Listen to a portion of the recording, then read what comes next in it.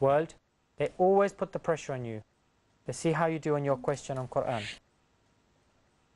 This verse comes to an end of which surah? يَوْمَ لَا تَمْلِكُ نَفْسٌ لِنَفْسٍ شَيْئًا وَالْأَمْرُ يَوْمَئِذٍ لِلَّهِ. Let's have this. Is it Al-Infitar? Is it Al-Ghashiyah? Is it Al-Buruj? Or is it Al-Nab'a? Start the clock, please. Number 1, Al-Infitar. يَوْمَ لَا تَمْلِكُ نَفْسٌ لِنَفْسٍ شَيْئًا وَالْأَمْرُ يَوْمَئِذٍ لِلَّهِ. That is the verse. Which one do you choose? Number 1? Yeah. Can you say this verse even better than me? يوم لا تملك نفس لنفس شيئا والأمر يومئذ لله. Yes. Excellent. Said beautifully. And you said it's the end of which one? Al-Infitar. Let's check the answer. It is. Excellent.